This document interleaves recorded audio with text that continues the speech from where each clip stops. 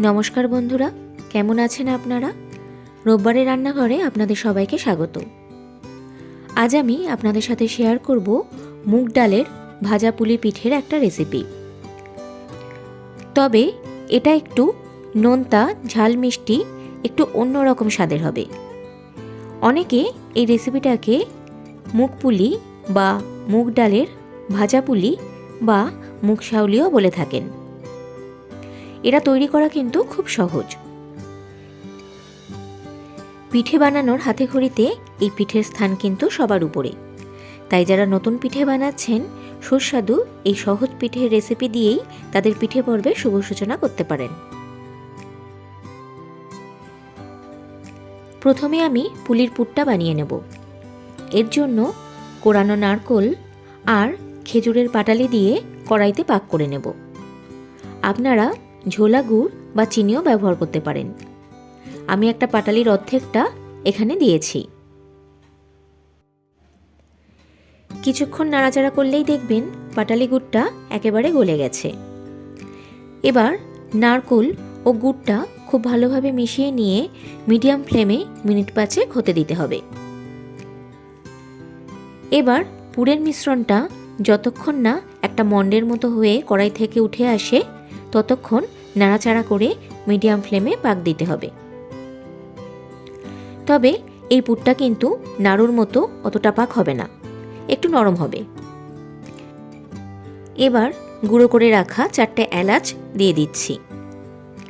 ভালো করে মিশিয়ে নিতে হবে। পুরের রঙটা একটু গাঢ় হয়ে গুড়টা আঠালো ভাব হয়ে এলে বুঝতে হবে পুরটা আমাদের রেডি হয়ে গেছে। নামিয়ে ঠান্ডা করে নিচ্ছি। মুগ পুলি বানানোর জন্য এখানে আমি মুগের ডাল নিয়েছি ছোট এক বাটি, প্রায় 150 গ্রাম মতো। ডালটা একটু বেছে কাঁকড় বা কোনো নোংরা আছে কিনা দেখে নিয়েছি। তারপর একটু গরম জল করে নিয়ে সেটা দিয়ে জল পাল্টে পাল্টে 2 থেকে 3 বার ডালটা ভালো করে ধুয়ে নেব। কারণ ডালে প্রচুর পরিমাণে পাউডার থাকে। এভাবে ধুয়ে নিলে সেগুলো ভালোভাবে পরিষ্কার হয়ে যাবে। এবার ডালটা থেকে ভালোভাবে জল ঝরিয়ে নিচ্ছি। এবার কড়াই গরম হলে ধুয়ে রাখা ডালটা দিয়ে নাড়াচাড়া করে মিনিট 2 ভেজে নিতে হবে। খুব বেশি লাল করে কিন্তু ভাজার দরকার নেই। ভাজা মুগ ডালটায় সোনালি রং ধরলে আর ডাল ভাজার সুন্দর গন্ধ বের হলে দিচ্ছি পরিমাণ মতো জল। আমি যে বাটি মেপে ডাল নিয়েছি সেই বাটিরই 1 বাটি জল দিয়েছি। গ্যাসের হাই ফ্লেমে ডালটা প্রথমে ফুটিয়ে নিয়ে তারপর ফ্লেমটাকে মিডিয়ামে রেখে ডালটা ভালোভাবে সিদ্ধ করে নিতে হবে।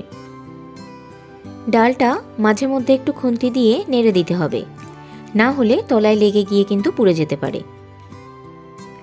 প্রথমেই খুব বেশি জল কিন্তু দেওয়া যাবে না, পরে যদি জল লাগে তাহলে অল্প অল্প করে দিতে হবে। ডালটা এমনভাবে সিদ্ধ করতে হবে যাতে ডালটা পুরোপুরি নরম হয়ে যায় অথচ জলটাও শুকিয়ে যায়। যদি ডাল সিদ্ধ হওয়ার পরও জল থাকে তাহলে গ্যাসের ফ্লেমটা বাড়িয়ে দিয়ে নাড়াচাড়া করে জলটা কিন্তু শুকিয়ে নিতে হবে।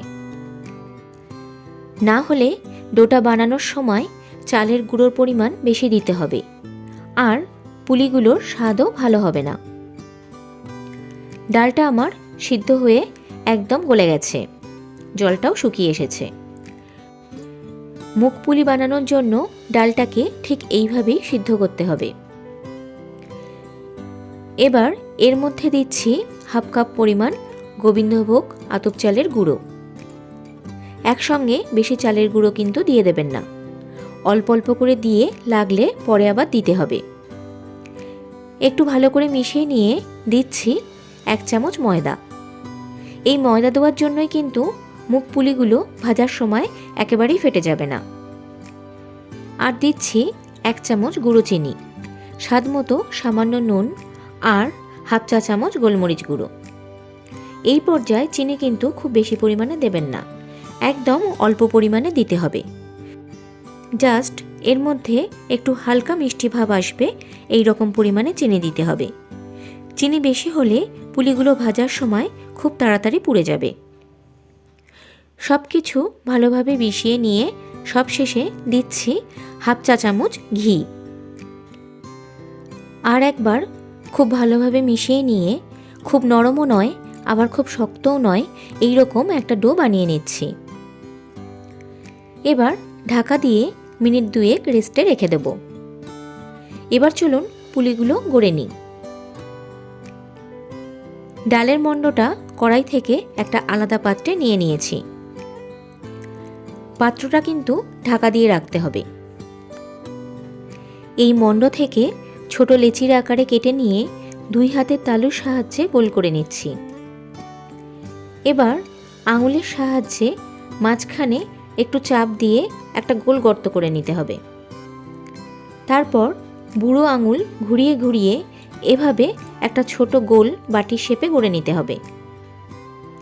এবার এর মধ্যে ঠান্ডা করে রাখা পরিমাণ মতো নারকেলের পুর দিয়ে মুখটা ভালোভাবে জুড়ে দিতে হবে। তবে স্টাফিংয়ের পরিমাণ খুব বেশি দেবেন না, এতে মুখটা সিল করতে যেমন অসুবিধে হবে, তেমনি ভাজার সময় ফেটেও যেতে পারে। পুরটা একটু কম দিলে ডালের স্বাদটাও কিন্তু ঠিকমতো পাওয়া যাবে। পুলির মুখটা ভালোভাবে আটকে দুদিকের কিনারা একটু সরু করে 2 হাতের তালুর সাহায্যে ঘুরিয়ে ঘুরিয়ে এটাকে একটা পটলের শেপে করে নিতে হবে। তৈরি হয়ে গেল ভাজা পুলির পুলি। এবার একটা পাত্রে রেখে ঢাকা দিয়ে রাখছি। খোলা জায়গায় রাখলে পুলিগুলো শুকিয়ে গিয়ে ভাজার সময় ফেটে যেতে পারে। পুলিগুলো বানানোর সময় কোথাও যদি একটুও ফাঁকা বা ফাটল থাকে তাহলে কিন্তু সেটা ভালোভাবে বন্ধ করে দিতে হবে, না হলে ভাজার সময় ওই ফাটা অংশ থেকে স্টাফিং তেলের মধ্যে ছড়িয়ে যাবে। একইভাবে বাকি পুলিগুলো আমি বানিয়ে নেব। পুলি বানানোর সময় যদি মনে হয় মণ্ডটা একটু শুকিয়ে এসেছে বা পুলি গড়া যাচ্ছে না, ফেটে যাচ্ছে, তাহলে হাতে একটু জল মেখে নিয়ে তারপর পুলিগুলো করে নিতে হবে। দেখুন সব পুলিগুলো আমার তৈরি হয়ে গেছে। এবার চলুন এগুলো চটপট ভেজে নিই। পুলিগুলো ভাজার জন্য কড়াই গরম হলে দিচ্ছি পর্যাপ্ত পরিমাণে সাদা তেল। তেলটা হাই ফ্লেমে ভালোভাবে গরম করে নিচ্ছি। তেলটা স্মোকিং পয়েন্টে আসার আগে গ্যাসের ফ্লেমটা মিডিয়ামে করে দিয়ে এর মধ্যে এক এক করে পুলিগুলো দিয়ে দিচ্ছি।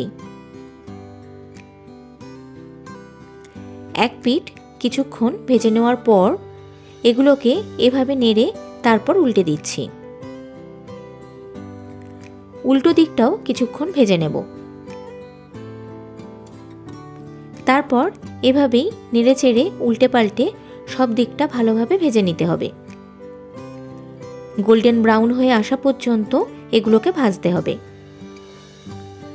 মুগ পুলি ভাজার সময় খুব বেশি বা খুব ঠান্ডা তেলে কিন্তু পুলিগুলো ছাড়া যাবে না, তাহলে পুলিগুলো ভেঙে যাবে।